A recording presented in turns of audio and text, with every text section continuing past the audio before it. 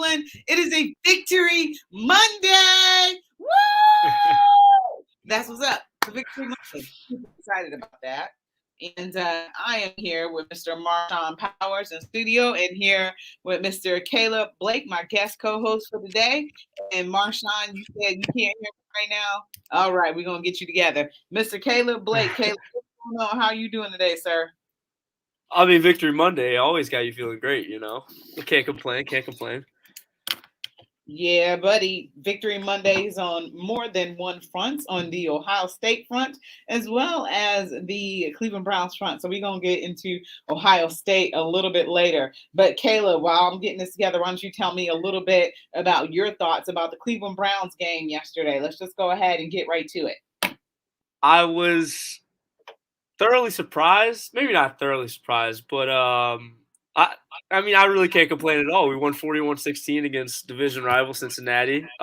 Baker Mayfield was – I'm not going to say he was incredible because I think a lot of people – he was great. He was great yesterday. I think a lot of people are saying it was arguably the best game of his career, which I disagree with to an extent. But he was I mean, he was phenomenal, though. I mean, in the first half, he was 7 of 8. I think he had a perfect passer rating.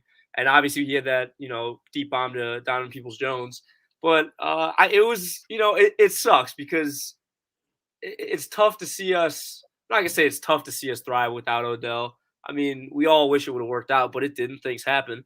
But it was, it was incredible to see the offense flowing again like we know. That's how we expect the offense to look every week. Like, we've been pretty much waiting for as complete of a performance like this since week one, where, on all fronts, we were incredible. I mean, offense, defense, special teams. Denzel finally had what I believed was that was definitely his best game of the season.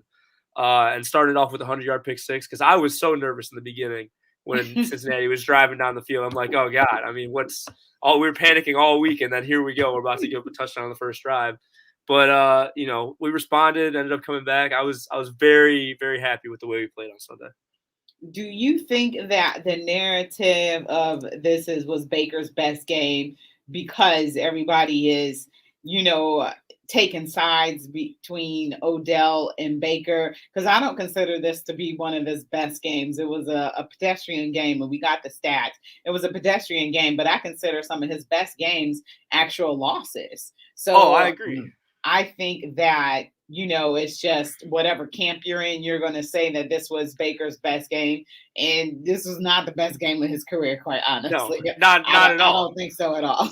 Yeah, I was seeing a lot of stuff on Twitter about it this weekend. There was this is, Baker's, he's incredible today. He's been perfect. I mean, he was very good, but that was a complete team performance, I think. His stats were, even though he was efficient, he was very kind of pedestrian, I guess. I mean, he only had 218 passing yards and 2 touchdowns, but he definitely, we're used to seeing, I'm not going to say we're used to seeing it at a consistent level yet, but if you look at the back half of last season, his numbers in a lot of those games were way better, especially if you even look at us against Cincinnati last year when he had 5 touchdowns and, 300 however many yards. So, it's definitely a factor of, whose camp you're in. You're always going to have to pick a side after something so polarizing like that, and we saw a lot of media figures doing that this weekend.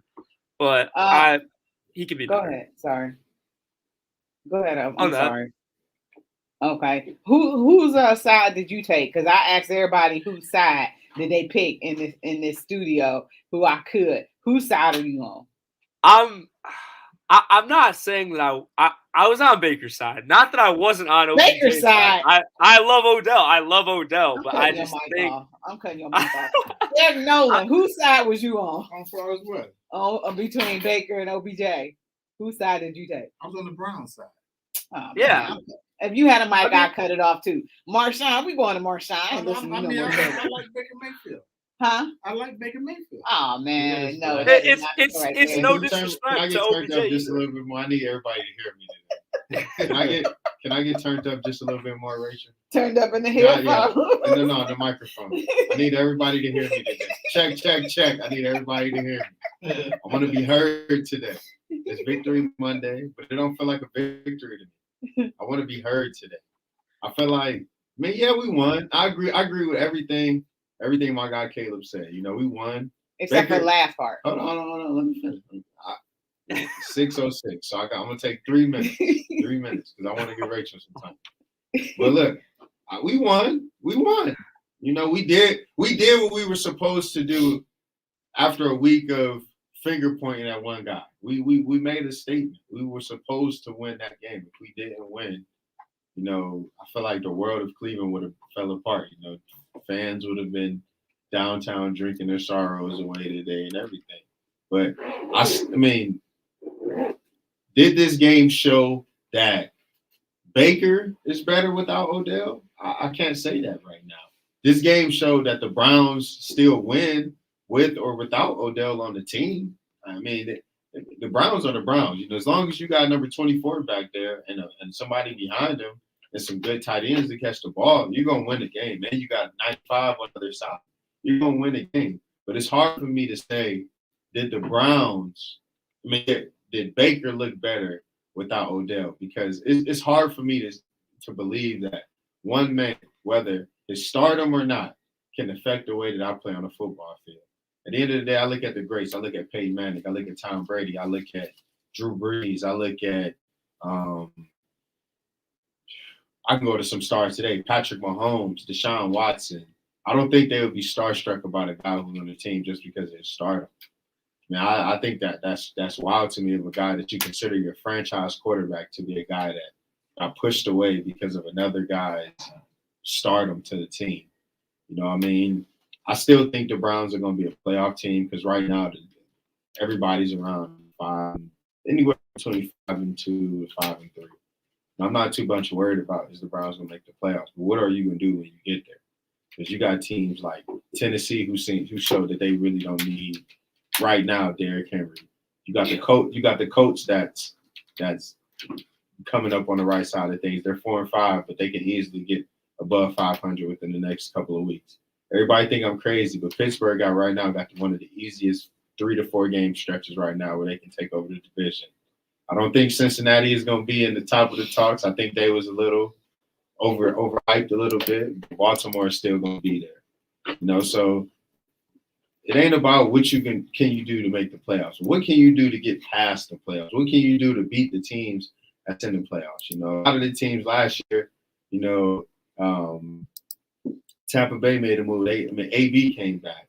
This year, you got the Rams getting Le'Veon. So them teams that make those late season moves that make their team better are normally the teams that win the Super Bowl. And we did the difference. We subtracted a move. So I'm hyped about what we did. You know, win cures everything. You know, we was able to beat Cincinnati, which I knew we were gonna win. Next week, I feel like we're gonna be in a dog fight, but I feel like we're gonna win. I feel like the Belichick, all the curses that's with the Browns this year are getting deleted. The Belichick curse is gonna be going next week. I think we'll be Belichick, but I'm thinking further picture, man. I'm thinking further picture. I want to see consistency with this team. So we'll see. That's how I feel. I came here with a lot to say. I'm glad we won. I mean, a lot of people feel like I'm one of the negative Nancys of the team, but. So what was your original question though? Whose side was you on between Baker and OBJ? Okay, so it's Nolan. it's not a real side. I love OBJ. That's my cat, Right. But when it comes to a team, it's about the team. It's not about one man. Yeah, he's an individual talent, but he doesn't make the team. So if it's a cancer in the team and you have to cut out the cancer, doesn't mean that he's a less better player. And it really don't mean that he made our team great. Because just about every single game we won without him. I got a rebuttal on that. So last year, no matter what we averaged, passing wise, rushing wise, we went 4-2 with him. We went 5-3 without him. Isn't that about even to you? 4-2. No, I agree. I agree with you as far as being even. Right. I said he doesn't make our team better because we don't give him the opportunity. But you do know he was because running of the route, offense. Right? Okay, because of Stefanski's offense, it's not let going to feature Odell. Let the listeners know that he shook his head. Yes. Yeah, no, I tell you this. He ran his own routes, but what other team don't? I mean, Travis Kelce on record says he runs his own roster. He freelances. They do. I mean, I'm pretty sure. I say this, and I'm gonna let my guy Caleb get in because I know he got a good point. But in this offense, Devontae Adams and Aaron Rodgers is one of the best quarterback receiver combos right now. You can't get me to believe they run the same offense that we run, same scheme. You can't get me to believe Devontae Adams don't freelance at some point in this offense. You can't get me to believe. He does. They've been on record to say that. Like Aaron Rodgers did an interview some time ago that was like, there's like he'll recall plays and tell Devontae Adams like, look, I need you to run this route from 3 years ago when we played the Lions, and he'll just do it. Like, Exactly. But We I don't like- think we don't Baker. like Aaron Rodgers right now. Yeah, that's also true. I don't think Baker and OBJ ever developed that kind of connection though. Like at least on the field, not off the field. I know, a lot of things came out about how they're friends and whatnot, and it was like all surprising that, or Baker was at least surprised and whatever. But on the field, they were never. I mean, you got to think about it also. You have the COVID year last year. We had, OBJ cat traded. They never had like a full off season together really until right now. And, clearly it didn't work on the field because Odell's not on the team anymore. And Odell was still rehabbing this year too. So it wasn't completely perfect. I think, there are a lot of different circumstances that kind of force it to play out the way that it did. But it was just time to cut ties. It was time to cut ties. Yeah, no, I agree, man. Odell being injured, the Browns being able to go to the playoffs without him. I don't think it was time, guys. It wasn't time yet. Yeah, You it had give to an be. opportunity and let I things wish it work. Here- It wasn't time yet. Here's why it was time. Here's why it was time. I'll say it quick. Odell ran 30 routes last week. Let's think about this. Odell ran 30 routes last week. Saw the ball twice. You know how much of a slap in the face that is? That's like Rachel. But whose fault it is? It's not Odell's I fault. know it's not. So let's put the blame on Baker You and can't Kevin put it on. Stefanski. Exactly. Yeah, you can. We put the blame on them, Well, not OBJ, but everybody going against OBJ like he the bad guy in the situation. Oh, no. Odell's not the bad guy at all. That's the way he's being painted, though, especially by the national media and local media.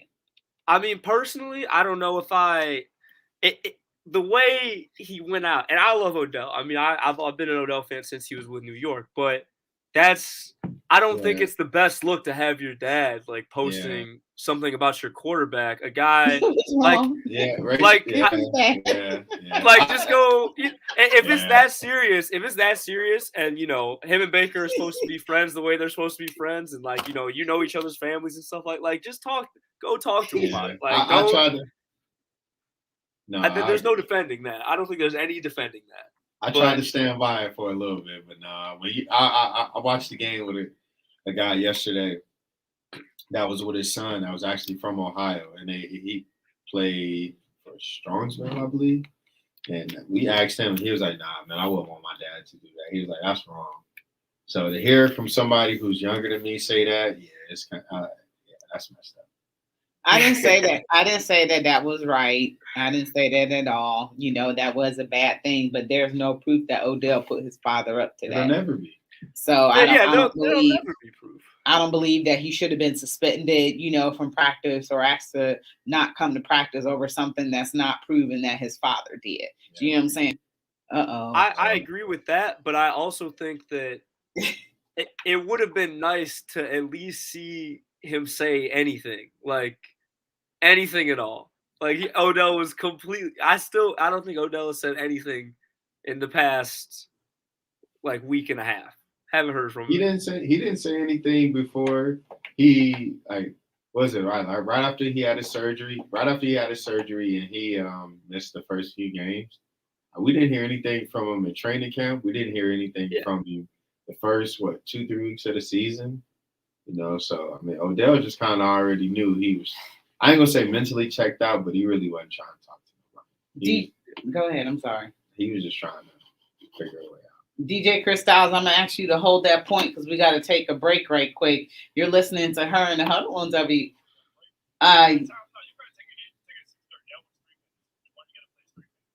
Okay. Okay. Well, go ahead then. We got you. So what we talking about here, man? Are we really making this a conversation, or are we making this a football conversation? Are we putting our feelings into it, or are we making it football? Because nobody painting Odell as a bad guy. Nobody is. Actually, it's the opposite. People wanted him to stay.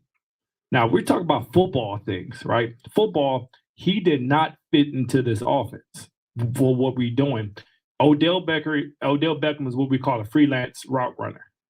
Think of a la Chad Johnson. Y'all remember Chad Johnson? Yes. Yeah. Ocho Cinco, Ocho Cinco, Okay. yeah. So he was great with the Bengals, wasn't he? Yes.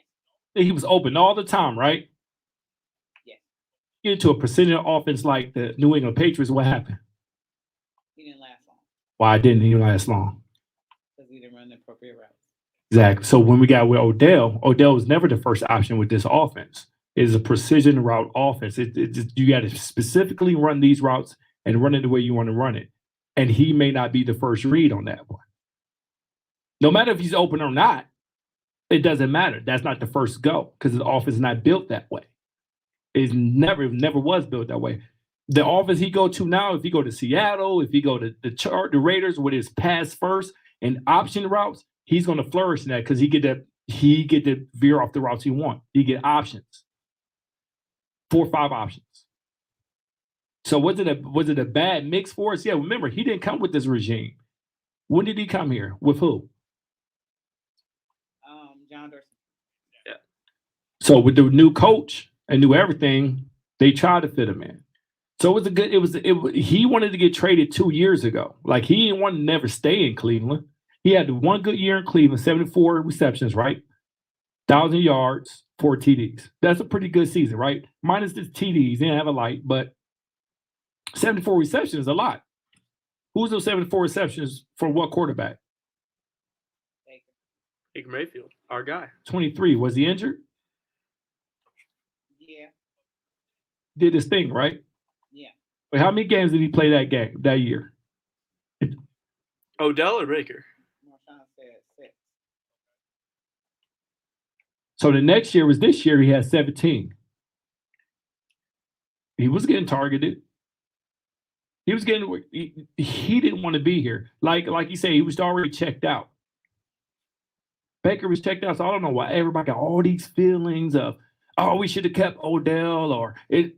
Listen, if your quarterback not comfortable, if your team's not comfortable, no matter what you say, it was a split already. Something has to go. And I'm gonna tell you what, the young 24-year-old QB is not going anywhere right now at this point. Odell Beckham was 29 years old, which got a lot of tread left on his tank, but he just didn't fit us. He didn't fit our team or our identity, what we want to do run first. So it wasn't no bad split. It was a great split. It was good for him. The Browns did out of good faith. The Browns could have said, nope, you still stand with us. But they did out of good faith, and we worked the contract. Matter of fact, they worked the contract so much in his favor that he could have got $6 million. He said he didn't want to take that. He didn't want his waiver to be $1 million where any team could pick him up. So they made the waiver higher, his salary higher, so no team could pick him up, so he could be a free agent, go to any team he wants. So the Browns did that favor for him. I know. They did him solid. Yeah. The way he's being painted in the national media as well. Yeah. The whole game, Can I- like can I- they're talking Hold on, about. put me on there. Hey, Chris Styles, I don't think you listen to the national media because you obviously didn't hear it. I'm not gonna put his name on. Rachel, you know what I'm talking about. No, I'm not gonna put his name out there. But there was a guy yesterday that pretty much said Odell quit on the team. There was a guy yesterday that painted the picture that pretty much Odell was property of the Browns by not being a player on his team. So I mean, we hear this stuff, man. We hear the fact that how he's being portrayed as a guy who pretty much was, somebody who, was the make or break of this team, was the reason why we are going to go back to the Browns from 2013 and beyond. We don't feel that that's the case. I mean, but if that's being painted out, we got.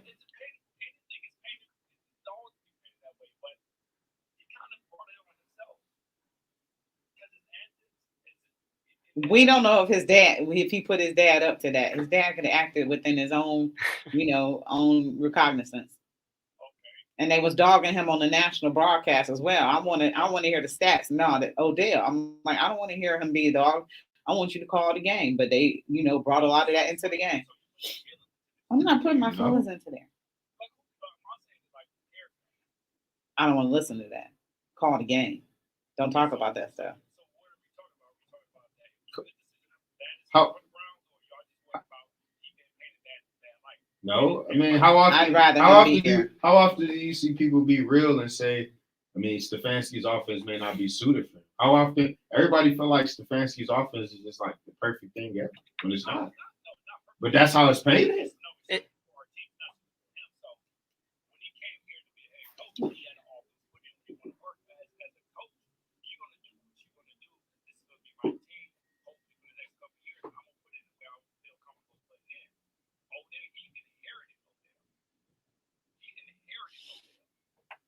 And that's what happens.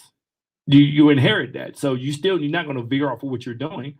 You just hope that a player fits in to what you're trying to do. And if it doesn't work, this is the pros. You just go, hey man, good job. We try to work it out. Go to a team that fits you. But couldn't you call some plays that allows a little bit of freelancing? I don't know if we necessarily need that though. I mean, if you look at this may be a bad example because of Let me ask you this question. So Minnesota, but everybody's been saying Odell's been running the wrong routes. Odell's been doing this and that. Oh no, I'm just saying that's what's been reported, and it's been put out there 9 times out of 10. I don't care what nobody say. It's got to be put out there by the team because who else knows how tight knit they are? They won't even let no media really in there. So if Odell's been running the wrong routes, Odell's been freelancing on his own it has to have been 8 games probably since last year. Why hasn't he been put on the bench? Why hasn't Stefanski said anything? You just want to let him continue doing to let your offense just go down, and then you get rid of him more? You say something. Okay. Okay.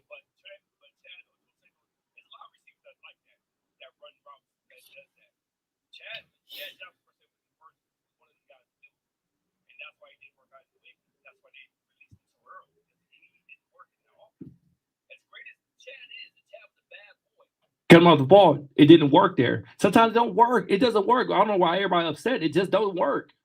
It's just chemistry. It just doesn't work for some people. And some people need to be somewhere else where it works for them.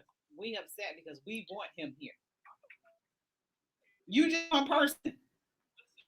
You want him here, Marshawn? Raise your hand.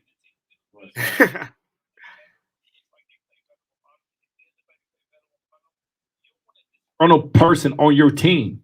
Like you got to get them off and do right. Caleb. So let me ask you this. Where did they play better? The offensive line played the same with Odell here.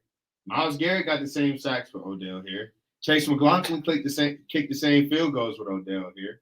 The corners played pretty much the same with Odell here. The tight ends caught the same balls with Odell here. So it's only one X factor that didn't play the same, that played better or worse, and that's number 6 because everybody else played the same. But if we have a guy, so you want a guy that's intimidated by your wide receiver? Is that your franchise quarterback? Oh my goodness! I mean, if you have a guy that's, I just want to drink some water now. A young guy, you got a 29-year-old receiver. I'm gonna take the quarterback all day. That's your guy that you're gonna have to keep longer. We don't need Odell. When have we ever had a franchise quarterback before? Also, like we've never seen Baker. We've never seen anybody play quarterback for the Cleveland Browns that's doing what Baker has done for us since we drafted him in 2018. So why would we sell all the everything we've been through the past 3 years for a receiver? A receiver. You don't build your entire offense around, especially because we have Nick Chubb and Kareem Hunt already. So it's just not meant for Odell to be the focal point of what we have right now. And that's fine. DPJ, like the dudes, like everybody just look comfortable. Odell was taking DPJ minutes. So if you have other receivers that can do well, you guys love Higgins. I don't love Higgins. I think Higgins is trash. But people love Higgins. Hold on. He's Hollywood. That's Hollywood. Hold on. Please let me get so. Y'all don't love Odell, but y'all good with Jarvis getting 3 catches for 13 yards because that's all these. I'm good with that. I'm good with that because Jarvis is good with that because that's why we love Jarvis because he'll do whatever it takes to win. He'll do whatever it takes to win. Yeah, but you try to say DPJ cannot be as good? I believe he can. I mean, look at yesterday.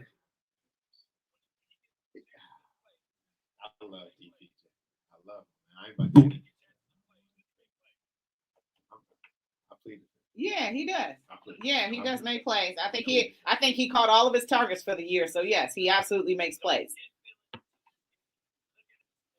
I'm a woman. I got estrogen. I do. But at the end of the day, I know what DPJ's ability is. But I know at the end of the day, is he gonna get these looks every week? That's my only thing that I'm worried about. That's crazy. Odell and Jarvis Need to be in the preseason camp because you need to camp that chemistry. Did Odell go? No. Jarvis, Hollywood, DPJ. He went this year though. He went to everything that He did go this year, but he also was dealing with his rehab. Yeah. So he want to go full go. So again, if somebody's comfortable with somebody else out on the field, it is what it is. Now you get DPJ, he's getting his minutes. The young boy Schwartz is getting his minutes. And then you're gonna see what they're gonna do. Because these guys ain't no me guy. Like Odell's a me guy, which is fine. He's a deeper receiver. That's what they are. It is, it's fine. We just couldn't have him. I don't care what we got, as long as we win. And he's going as an applicable separation. It's cool. I don't know why everybody getting in their feelings. All these Cleveland fans act like we've been good 20 years ago. We never been good. It's not. It's not. I just don't like the fact. Here. A first good year in 15 years. But the notion that one guy.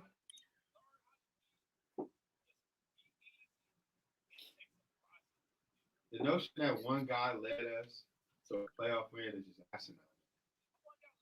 But that's the narrative that's being put out. Who? I don't read the plain devil. I didn't even know it was still around. I don't read. What's that? hoops to get to. What's that? I never heard of it before. Send them to me, please. I follow credit to the one. They lying to me then.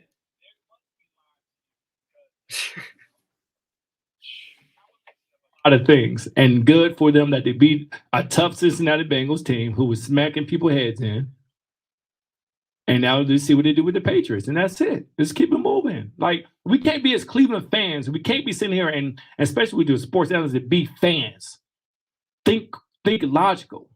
Think team. Think logical. There's plenty of teams that's what Randy Moss in Minnesota. What they do? They let them go. That's what Randy Moss with the Raiders. What they do? They let them go.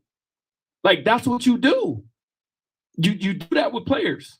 If it does not fit, okay, you got to move on to the next one. That's what Steelers did with Antonio, right? He was a head case. I don't think it was. Yeah. Also, I mean, if you even look at it too, it was in the cards though with Stefanski. The same thing just happened with Stephon Diggs before he got traded to Buffalo. I mean, he just didn't fit the offense.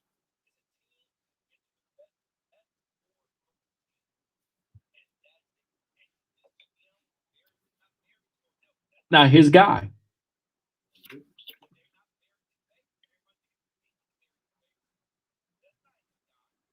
It's a wait and see. It's a wait what you're going to do.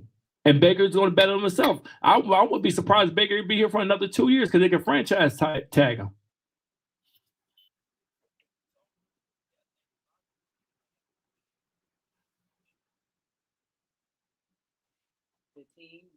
The team. Ain't that what Bo said? Your beloved former leader? Yeah. All right. Well, we're going to go ahead. It's 6:30 right on the dot. So we are going to go ahead and take our break. You are listening to her in the Huddle on WOVU 95.9 FM, and we will be right back. Free tickets for the Thanksgiving event to remember at WOVU.org.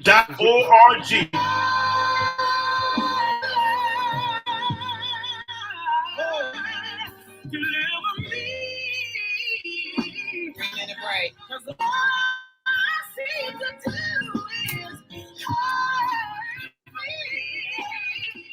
for the long haul kickoff. I Am a Survivor featuring Leandria Johnson.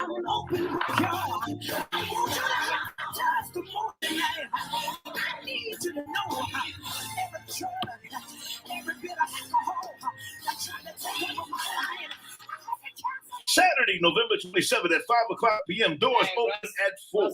This event will take place at the Pentecostal Church of Christ, 10515 Chester Avenue. Let the Lord know. He said, He wants to restore your soul. Download your free ticket today and see Miss Leandria Johnson. I lost my church through foreclosure.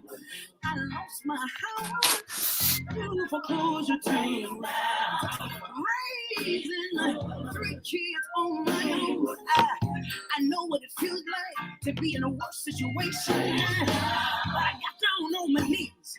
You will also hear from the Cleveland Foundation's Vice President of Programming, Dale Anglin, St. Luke's Foundation CEO and President, Tim Tramble, Sisters of Charity licensed social worker, Rashawn Bunton, doctors from Metro Health Hospitals, Senior President and Chief Equity Officer, Dr. Alan Neville, former Medical Staff President, Dr. Sherry Williams, and Medical Director of Inclusion, Diversity, and Equity, Dr. Charles Modlin. Gaines Funeral Home CEO and President Kay Evans Gaines.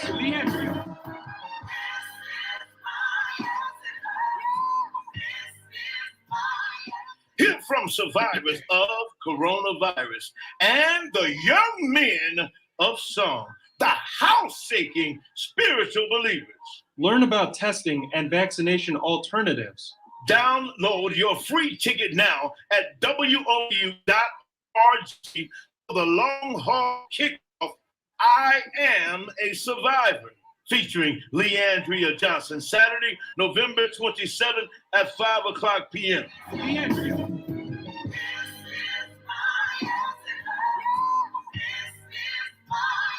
This event is brought to you by COVID long haul survivors and WOVU 95.9 FM, Our Voices United, a Burton Bell Carr community radio station.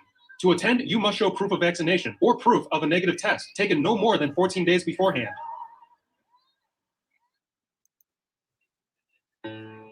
Welcome back to Her in the Huddle with Rachel Hill, the First Lady of Sports. All right, welcome back to Her in the Huddle, WOVU and 95.9 FM. You can always call in 216-271-0959 if you want to join the conversation. You can listen online on WOVU.org. And don't forget to download that WOVU app so you can take us with you on the go and listen to us at any time. Caleb, do we have any comments in StreamYard that you can see? We don't right now, actually. Okay. Which it's funny we don't, because after we win, there's no controversy in the chat at all. Everybody's just very happy today. All right. Thank you. And remember, you can watch us on StreamYard as well. So I'm here with my guest co-host, Mr. Marshawn Powers and Mr. Caleb Blake, rising sophomore at the Ohio State University down in Columbus. So finish up on this Browns talk. So what did you guys think about the way that they played yesterday? Let's talk about the receiving core. How did the receiving core do? Baker's stats for yesterday, he went 14 for 21 with 218 yards and 2 TDs. One was a TD that was over 60 yards to Donovan Peoples-Jones. How do you guys think that receiving core played without OBJ in there that day? I have no complaints. I thought, this is what we're used to seeing from the Browns without Odell. Some tight ends getting involved. We got to see Baker roll out. He didn't really roll out as much this game. But I think, the receivers played well. There were no really super egregious plays. I mean, everybody played well for the most part, and that's why we ended up putting up 41 points on them. So, and it's not, we don't have to rely on the passing game because Nick Chubb was able to kind of dominate the way he did. So all around, I thought it was a pretty good effort from the offense. I agree. I mean, minus OBJ, I still feel like the receiving room is it's pretty decent. You know, DPJ, I thought he was a steal when we got him. Jarvis is Jarvis. He moves, even though he don't get the big explosive plays, he moves the chains. Hollywood in the red zone is Hollywood. Yeah, what is Chris talking about? Everybody love Hollywood. Like, what is he talking about? In the red zone, Hollywood is Hollywood. That's the only really time you see him be effective in his offense is in the red zone. And Schwartz, you know, Schwartz, the jury is still out on him. You know, he can take the top off if you leave it open. You know, so I mean, we got a pretty decent receiving room. On top of, you still got to remember, you got Chief Njoku. Yeah, touchdown yesterday. So your tight ends got into it. I mean, for this type of offense where you want to share the wealth, that's what I call it. I mean, hey, it is what it is, but they don't. I mean, it seems like one thing I did catch on that I tweeted earlier today. I said, you know, the Browns feel like they don't need to have an elite great player on their team. They feel like they can win with multiple good players. You know, as much as I ain't gonna say I complain, but as much as I, been hard on how OBJ handled this, how all parties handled the situation. I'm still impressed with how the philosophy is that you, instead of winning with one great player, if you get multiple good players, you can win. So, I mean, I think the receiving room, is it the best? Is it the second best? No, but it's better than, if I had to rank them in the division, I'll probably rank them third. Probably third. Without Odell, probably third. Without Odell, I'll probably say third, especially with knowing that Baltimore don't have a receiver. So they can, in my opinion, they could be anywhere between second with Juju going out with Pittsburgh to being third, because I know Baltimore has the worst. Well, also remember, statistically, they're one of the worst in the league. So hopefully that will get better as Baker continues to find his rhythm and Kevin Stefanski continues to call plays that are to his strengths and playing to his strengths. Because one thing is, Bill Belichick is going to try to take the run away. We obviously will get to more on Wednesday, but Bill Belichick is going to take that run away and force Baker to beat them with his arm. So that's going to be something that's going to be coming up on Sunday. So Baker better be better than Baker's ever been. I'm let you finish, but I gotta throw this in. Here's the one time that y'all can really, really, really see me against Baker. He going up against arguably, statistically one of the best corners in the game right now. What college did he go to? Take a guess. Maryland. J.C. Jackson. Arguably one of the best corners in the game right now. So if Baker throws a pick, I'll be like, man, that's a Maryland guy, but it's gonna be like, damn. Caleb, he always got us. Not worried. Maryland not worried. Hey, hold on. Hey, Chris Styles. Hey, Chris Styles. I know this don't got anything to do. I know this don't got anything to do with we talking. But I looked up a stat the other day that I wanted you to hear. It's an NBA stat. What two Big Ten teams got the most players in the NBA right now? What two Big Ten teams would number? Can you name them? The NBA? What? Michigan. What do we just switch to? Michigan and Maryland. They both got 7 NBA players in right now. You know how many O State got in? 1. D'Angelo Russell. Don't forget about Dwayne Washington. In the last 10 years, how many players have y'all put in? Yeah, we got 2. 1. Mike Conley and Dwayne Washington. He got drafted from Ohio State. Shut up. You guys are throwing out false stats around here. We have no one in the league. Like 1 2. player. Dwayne Washington. Yeah, Dwayne Washington is on the Pacers. Yeah, but he on the team. He on the team. You said in the league. You said in the league. I meant to say drafted in the past 10 years. We go with what y'all said first. In the league. Who'd y'all get drafted? Nobody. We produce solid NBA players. Yes.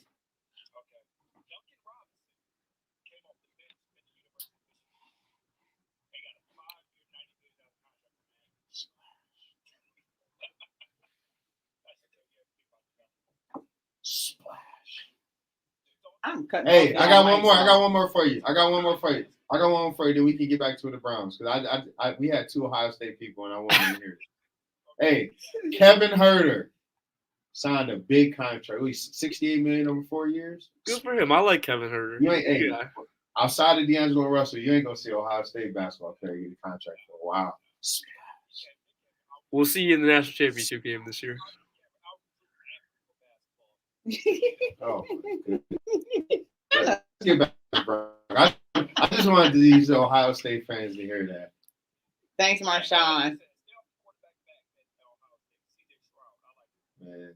No, we're gonna talk good about him. I just want to. Which Browns corner was it that had a 99-yard interception this weekend? Which Browns corner was that? Denzel. He's from Cleveland. Yeah. What school did he go to again? Nordonia. Oh, okay. All right. No, He trained. Well, what university did he go to though? Nordonia.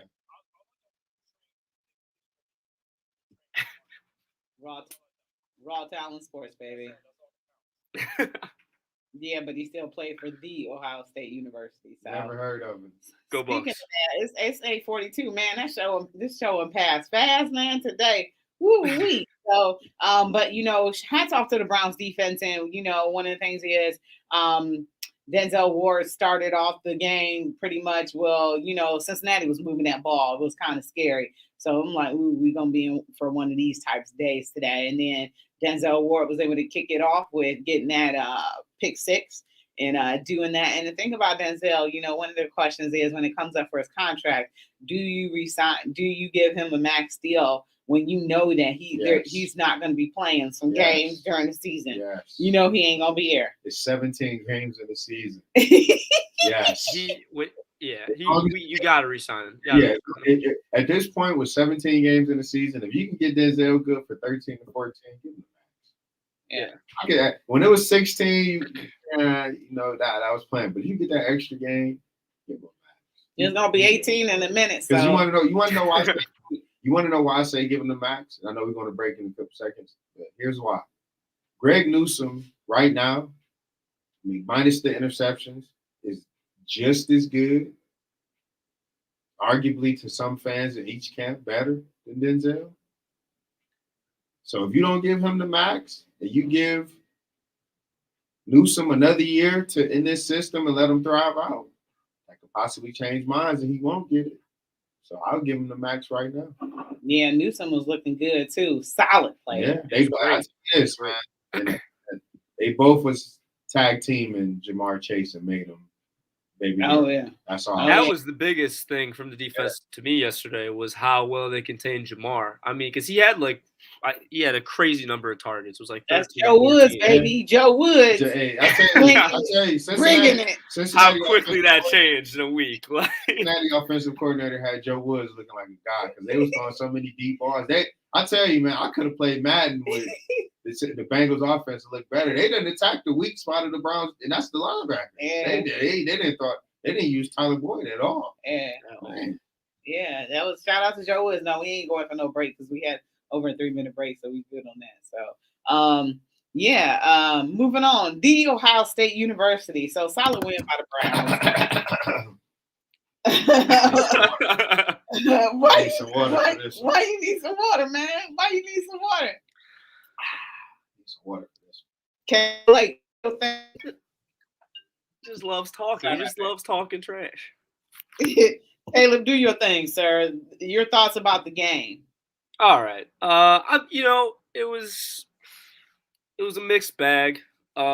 We started off there really was no point in the game when I was like, oh, we look like we're supposed to look right now. But there was a point in time we were up 17-3, 17-0 maybe. And then after that, we kind of just stalled out. CJ did, I was out here campaigning for him last week saying, because no one is really making a quick or a great stride in the Heisman race, I was vouching for him. Like, he could maybe be within the top 5. He didn't look like a top 5 Heisman candidate this weekend. The stats are there. I mean, he had like 400 yards, 2 touchdowns, 2 picks, which honestly for him is one of his worst games of the season. The running game didn't really get going either, which wasn't great. I think recently defenses have been kind of doing a better job of containing Trey Henderson because he really – and I'm not even sure if it's the offensive line. He hasn't been able to find the same holes that we found, kind of earlier in the season when he was starting to gain some steam and whatnot. But so that'll take a little bit of tuning up before Purdue this week, especially Purdue and then Michigan State, because Purdue now they're feeling hot. They just beat Michigan State, and then Michigan State, obviously that's a rivalry game to a lesser extent than that team up north and Penn State and everybody. But to them, that's a rivalry game. So okay, we'll get to them. But what definitely wasn't our best game. I mean, Nebraska's a sneaky good team, though. I think a lot of if we were going to have a close game with an unranked team, I'm glad it was Nebraska because they've given a lot of really good teams this year a fight or in a run for their money. Mm-hmm. Oklahoma, they fought with Michigan? No. Am I? Yeah, I believe they were in a game with Michigan earlier in this year. And then also there was another top 10, top 15 team that they gave a good game. So we'll be all right. We're on to Purdue. I'm interested to see what Marshawn has to say, though. But Purdue is always a trap game for us. There's always something against Purdue. So Ohio State need to go ahead and get this win because Michigan State fell. So they should be falling out of the college football playoff rankings, as I knew that they would. I don't even believe how they got that high anyway. So they're going to be done in the second. So Ohio State will be able to move ahead and slide up. And we need Georgia or Alabama to lose again as well. Well, we need Georgia to get a first loss or Alabama so Cincinnati can slide up in there as well. But, this is always a trap game for us. I don't know what it is about Purdue, but I'm ready. Marshawn, who did Maryland play? Or who did they – hold on. Let me rephrase that question. Who did Maryland lose to this game? Penn State. Okay. Penn State. We actually played a good game against Penn State. What was the score? No, we covered our spread. Hey, good teams win, great teams cover. You can tell yourself that when you're losing school. Listen, one thing I have been saying for a while, if you bring some pressure on CJ Stroud, who's not the most mobile, man, he's gonna start making rough decisions, which the Oregon Ducks did. They brought pressure on him. He did. So Nebraska brought a little pressure on him, ruffled his feathers a little bit. He was moving about a snail's pace. But I give you this. Ohio State got a wide receiver factory coming out of there. To be able to lose a guy who I hate the narrative. Another narrative that I hate out there, that Jackson Smith-Jigba is just like head over heels better than Jamison Williams. It's like kind of nuts. But not head over heels. But I know you heard it. I've heard some things. I won't lie. Also, I was waiting all week to say this to you guys. I called when I saw the news that Garrett Wilson wasn't playing. I called that Jackson Smith was going to have a big game. I said he would have 8 catches and 120 yards, and he ended up doing even more than that because he ended up with 14 and 230. I mean, so he's a stud. Yeah, he's a beast. So I mean, to be able to have Jackson Smith-Jigba, Garrett Wilson's out. I mean, Caleb's right. The run game struggled. I mean, Nebraska did a good job at containing the edges, not allowing Trayvon Henderson or anybody, to just bust through. They kept it close. So I feel like Ohio State is head over heels the best team in the Big Ten. Michigan State lost their only chance at contending with them. They'll beat Michigan State, and they win or lose to Michigan, it won't matter. They're still going to the championship game against Wisconsin, most likely. But again and again, I say this every week. We know they're gonna get out of the Big Ten. But I'm watching to see what Ohio State is doing to contend with Oklahoma, to contend with Georgia, to contend with Alabama. That's the only thing that's gonna make me sleep at night as a Buckeye fan. You guys are happy about who they beat in the Big Ten. I'm happy about who they beat outside. Yeah, but we don't get to that. We get to that in the very beginning, and then we get to that at the very end. We know it. Listen, since 2012, because I would say that 2011 that's the last year that they lost to Michigan. So since 2012 to now, they've literally been dominating the Big Ten. No team in the Big Ten really been close. You know, you may get knocked off by Purdue, Wisconsin, Michigan State here and there. We know that. Right. But for majority of the time, they've been destroying the Big Ten. I'm worried about what they can do outside of the Big Ten. I want to see you beat the powerhouse team, the teams that feel like because they're 8-0, they're better than Ohio State. We can all collectively agree they're not. That's a fair concern, but I think it sucks that we lost to Oregon right now just for our resume because that was the best team realistically on our schedule, even though Oregon has I think if we played them a little bit later in the season, I think we should have won that game. But credit to them, though. They did a great job of scheming against us and, like you said, game planning for C.J. Stroud, making him get out of the pocket, something that he hasn't shown the ability to do yet, really. So it is what it is. But I still believe that other than Georgia, probably Alabama, I mean, because Georgia's on another level right now. I think Bama is vulnerable. Bama can be beaten. But nobody else really – like Oklahoma doesn't scare me. Definitely not scared of Cincinnati. I still think, you know, if Oregon ended up winning the Pac-12 championship and snuck in there, I still think that if we got a rematch with them, we'd be well prepared. We could win that game. So other than Georgia, I'm really not worried about anybody outside the Big Ten anyway. And it's not fair because Oregon lost to an unranked team, so they should have dropped mightily for that. I ain't feeling that. Right? Yeah, I was gonna say, didn't Oregon just lose this week? No, they beat Washington. Or was it? They beat Washington. They ended up okay. Yeah, no, they lost to Stanford. Okay, yeah, that was earlier. I remember that earlier in the season. I thought because that was a close game this week, wasn't it? 26-16, actually, not really. Nobody really played well this week, though. Anyway, I mean, all the games were close, and you know, a bunch of Wake Forest lost. I mean, they were an at-large bid, I guess, in the ACC, which isn't a good conference either.